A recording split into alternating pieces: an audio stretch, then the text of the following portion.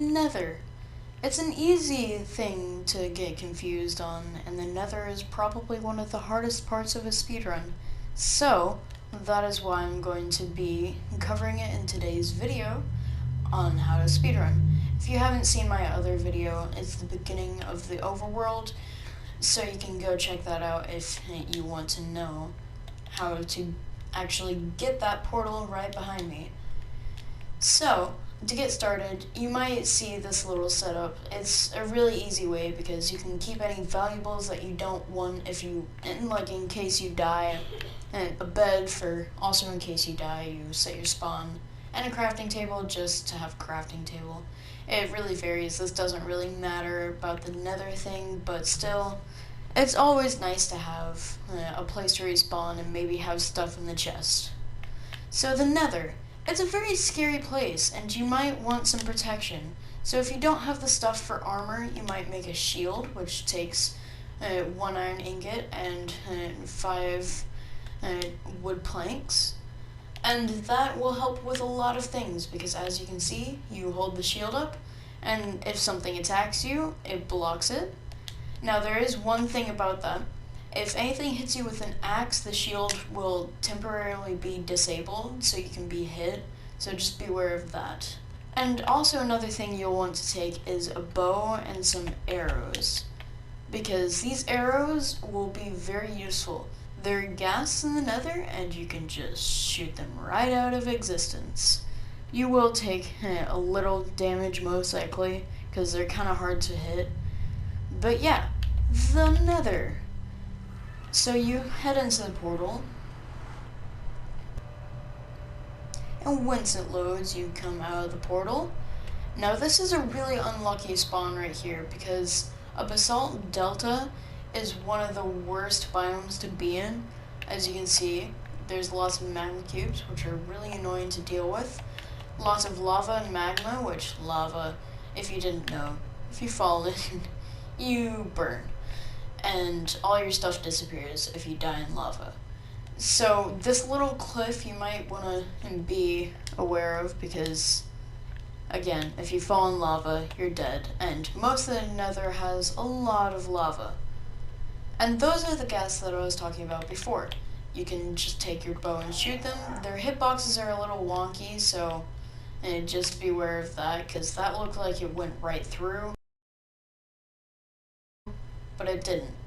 And you can kill them, but since I'm in creative, it didn't try to attack me, but usually they will shoot fireballs and they will explode you, and so that's why you need to be careful on cliffs, because they can break the blocks under, and you are probably dead.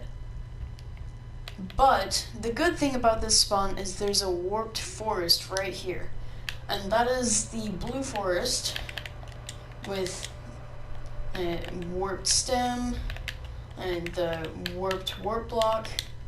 This is basically the entire biome. It spawns endermen mostly, as you can see here. And endermen will give you pearls if you kill them correctly. A good thing to do is, if you can't just go hand-to-hand combat with endermen, you can make a little thing right here. Anywhere you want, really. It has to be 3 blocks wide, though, because they can't hit you if you're in the center, and since they're 3 blocks tall, they can't get to you. But I would suggest not making it out of netherrack or this warped nylium, but dirt they can pick up, and all of those natural blocks. So I would suggest making it out of wood or cobblestone. And then you try to kill them. So if you just attack them hand to hand, since I'm in creative, they're not going to be mad, so they won't come after me. But they teleport, so if you try to attack them, they'll run at you and hit you. They do a decent amount of damage, so you might want to hold your shield up if you're just open-handing it. So, this is where this comes in. Look at them, and usually in survival I would get them angry, but in creative I can't. But they would get angry and run over to you. And at that point, you can start hitting them without them being able to get to you because of this little thing. And once you get those pearls, you'll usually want between 12 and 16. If it's your first time, you might want a little bit more. And once you get those pearls, it might be nice if you got some blaze rods, because blaze rods you can craft with the pearls into Eyes of Ender. First, you would need to put the blaze rod in this crafting grid. You got blaze powder. Then you put the ender pearls in there, and it makes an Eye of Ender. Those you can use to get to the stronghold, but let's not worry about those now. So you'll need a fortress which have these blazes, these guys here. You most likely would want potions, but potions of fire resistance, but those are kind of hard to get before getting in here. So once you kill them, they will fly, so it'll be hard to kill them. Once you kill them, they drop the rods, and you can craft those like I demonstrated earlier. Beware of the wither skeletons though, because they are very dangerous. If they hit you once, you're most likely dead because they give you the wither effect. If you have no armor like I do right now, they hit you once, they give you the wither effect, and you're almost dead. But a way to get around that is, if they're coming at you, just place this little thing. So since they're 3 blocks tall like the Enderman, they cannot get through, but you can. Now, the blaze spawner, which is right over here, it will spawn the blazes a lot more consistently. Usually you would want to box them in and just make a little box around them, but be careful, gas may shoot the box. And so that is how you raid the fortress, and there also might be some loot chests somewhere, like right there. There's a loot chest, it'll have nether wart. It could range from a lot of things.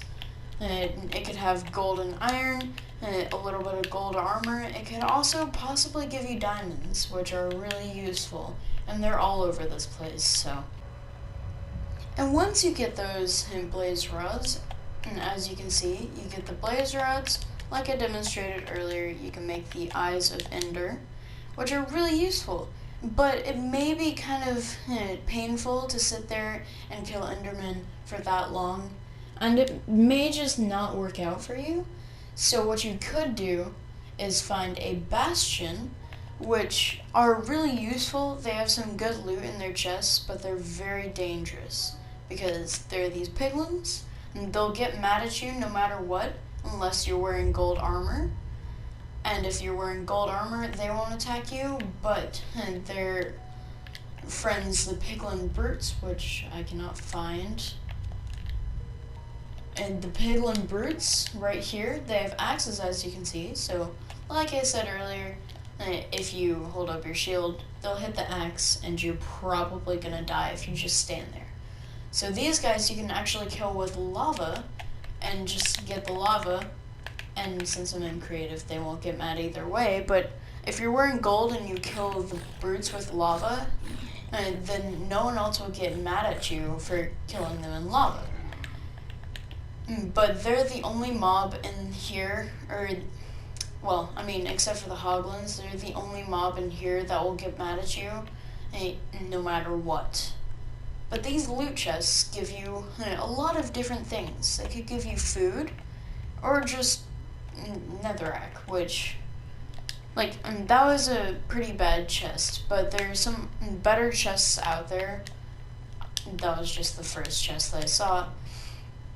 Like this chest, you can have other stuff in there, like crying obsidian, which don't really have a use that is needed for speedrunning, unless you want to be super complicated. But yeah, once you have that, you can actually get gold, which gold is really useful when dealing with piglins, because if they're mad at you and they start running, you can toss gold down and they'll get distracted, and hold it right there. And once they realize that it's gold, they'll throw something at you, which could range from just gravel or soul sand and stuff like that, but it could also give you pearls. It's just not as reliable as killing Endermen, because it is really low likelihood that you'll get pearls. That's why you need a lot of gold. And you might think this is really slow.